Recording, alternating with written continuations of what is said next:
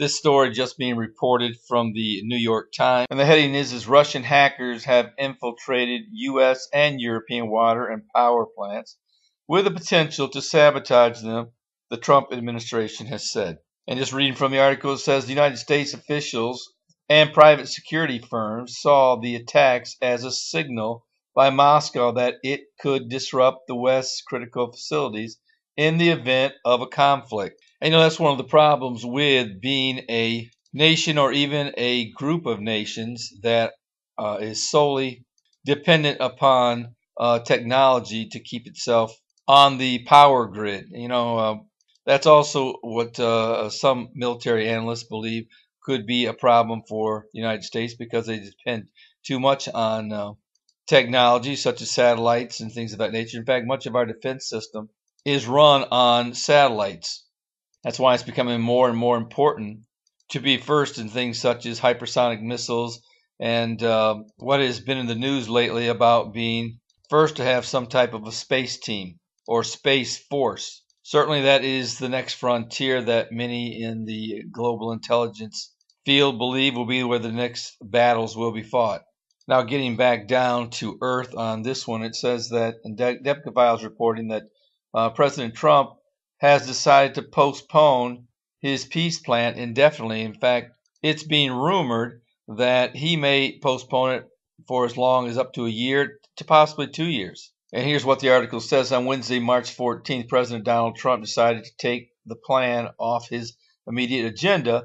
There was no formal announcement. Trump briefed his special Middle East envoy, Jason Greenblatt, to pass the word around among officials from the Middle East who were attending a conference at the White House on the Gaza Strip's problems. Asked when Trump would revive the plan, Greenblatt replied, not for a year or two. The motives behind Trump's decision, first revealed now on this site, talking about Debka File, are explained in their broad regional context in the next issue of Debka Weekly, out on Friday the 16th of March. Now, as to the legitimacy of this report, frankly, I do not believe that this is a legitimate report. This is one of the things that I told you about when you go to Debka File reports. You need to really take a lot of the reports with a grain of sand. Now, I'm not saying that all the reports are false, but some of them are. And this is most likely a false report. And one of the reasons why I do believe it's a false report is because I went to several major Israeli news sources, such as the Israeli Today, the Times of Israel, and a couple others, and I saw no report of this on any of the other major newspapers. I also did a search on Trump and the Middle East peace process, and there was no information regarding this under any source whatsoever other than Debka File. So at this time, I am calling this what Mr. Trump would say, call fake news. But we'll see if anything develops under this in the next few days. But here's something coming out of Jews News. It is something I would consider not to be fake news, and it says the IDF official is saying that Israel is preparing for war on 6 possible fronts. Now, the military source did not name the 6 different fronts, but of course we know there's probably 3 of them. 3 to 4 of them are Lebanon, Hezbollah, Iranian proxies, and also Iran itself in Syria. Iran, its homeland, of course, Hamas in the Gaza Strip, and possibly the West Bank, which would be the Palestinian Authority or the Fatah movement. And noted at the very end of the article, it says Israel is also holding joint military exercises with American troops on its ground this week. About 2,500 U.S. soldiers and 2,000 Israelis are taking part in the drills, which will last for 1 week, the Salman News Agency said. Now, certainly this does not go unnoticed by Hezbollah, and they basically said that they would take on any foolishness that Israel would bring into their region. In other words, what they're saying is that they believe there's a possibility that Israel could start this war by performing a preemptive strike on Hezbollah targets and also targets in Syria against Iran. And in an article by the Times of Israel also, it is saying that an Israeli-Hezbollah war could easily draw in Iran, U.S. intel officials warn. And reading from the article, it says a top Trump administration official warned of the real potential of war between Israel and Hezbollah that could bring in Iran and embroil the region in conflict. I worry about the prospects of real major state war in the Near East region. David Cattler, the National Intelligence Manager for the Near East in the Office of the Director of National Intelligence, told a Washington think tank on Tuesday. And the excuse for this war could also be, and would bring Lebanon into it, is if you don't remember, there is a tremendous amount of animosity toward Israel because of the encroachment of oil and natural gas explorers on Israel's northeast or northwestern most shores, where they have found a gargantuan natural gas and oil find. As you know, Cyprus is also involved. Lebanon is involved because they believe that the oil that has been found, or the natural gas, either way, belongs to Libya and should therefore be extracted by Libya. But also, let's not forget about the hundreds of thousands, somewhere around 125,000 missiles. And it's unknown how many of those are precision missiles and also are tipped with some type of chemical weapon. And one of the things that Israel is most worried about is that Iran has started production and also creating silos in and around Israel's northern border, around the Damascus area, for very powerful and highly precision missiles. And like I said, we don't know how many of those missiles, 100 of the 125,000 that Hezbollah possesses, are precision missiles and could take out multiple areas in and around Tel Aviv. And certainly it would not shock me if, in fact, we woke up one morning and found out that Israel had performed a precision strike against Hamas in the south, Hezbollah in the north, along with Lebanon, and also destroyed much of what is left of Iran's anti-missile batteries and also the silos they've been creating in and around Damascus. So there is a ton of activity that is going on Israel's northern border, and it's not going to get any better. And certainly not until Israel takes care of that problem. And I foresee that coming up in a very short amount of time. And lastly, the last thing I wanted to report on was that there's a report that's come out of the Times of Israel says that Netanyahu has told his cabinet that Trump is likely to exit the Iran deal by May.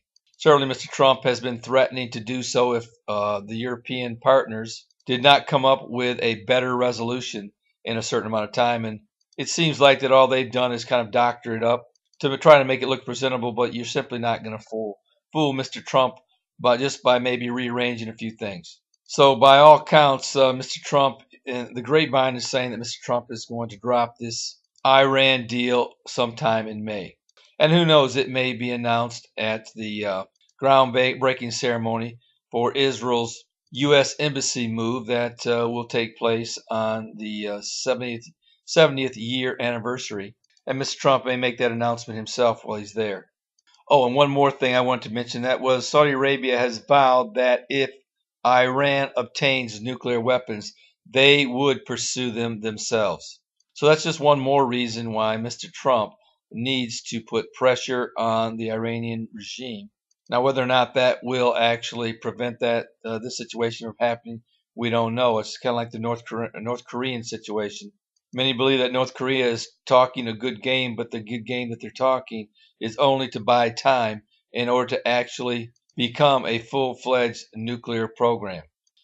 I'm going to leave you with this story right here. It says UNRWA, which is the United Nations Relief Fund for the Palestinians, has asked U.S. to consider cuts as donations fall short. It's just one more reason why I do not think that the Trump plan will be put off for 1 or 2 years, because if the Palestinians don't come back to the table, I simply don't believe that Mr. Trump is going to continue supporting this crazy UN fund. So something is going to have to happen in order to restore the major donations that the Trump administration has pulled out of. and I believe will continue to pull out of until the Palestinians finally do come to the table. So this situation isn't really about whether or not the Palestinians are going to like the plan or that they actually have a say in what the plan has to say. Somebody is going to have to pick up the ball and finance this particular national entity called the Palestinian Authority, or they're going bankrupt. And certainly the world, some of the world anyway, is going to criticize and try to guilt the Trump administration into reconsidering their cuts. But the bottom line is, if they want the cuts reconsidered, then they need to pick up the ball and make up what has been lost. Like some of the European nations have done that, but they're not going to continue doing it on a long-term basis. They simply don't have the resources to do so. The U.S. is far and away the #1 donor for this particular relief fund, and actually for the UN itself, for a reason, and that reason being that they simply have the cash to do it. So the Palestinians may talk big and they may try to badmouth the United States, but the truth of the matter is, you can only badmouth your meal ticket for so long before you realize that you're going to have to come back begging. And you know, the hits just keep on coming. Here's another article out of the Jerusalem Post. It says the PA officials living large at 5-star hotels, a bill of $14,250, including champagne, while their leaders are trying to beg and plead the United States to give them back their donation money. They're out living it up while their people are basically starving. You know, this fund, like any other fund that people simply don't have to work for, has made a lot of people rich in the Palestinian Authority hierarchy, but have made a lot more people very poor, and will continue to keep them in poverty for decades down the road. And certainly, let's not forget about the fact that the money that is being donated by countries all over the world is actually financing terrorists to kill Israelis and their families. And you know, the worst part about it is this is well known. It's not even debated. This is a well-known expenditure that the Palestinians boldly and proudly put on their books. But anyway, that is my report for today. And if you like this video, please press the like button and please subscribe. And of course, if you don't know the Lord, today is the day of salvation. You know, Jesus is the only way to heaven. You can't get there unless you know Him and know Him on a personal level. So if you don't know the Lord today, I would encourage you to call upon the name of the Lord, repent of your sin, and turn from it, and turn toward the Savior. You Christians, I would recommend that you get a copy of my Tribulation Period Survival Guide and get it in the hands of every lost loved one that you know. Go down to the description section below this video, click on the link, and get either the free version or the paid version, which is a paperback version, and physically give it to your lost friend or loved one. You certainly don't want the world telling your friend or loved one how to react once the rapture takes place and the tribulation period begins. And you know the best part about this? The book tells you how you can be saved. And that is actually the first step of the book. Well, I hope you'll get a copy of this book and share it with your friend. Well, this is Terry Malone with the Calvary Prophecy Report.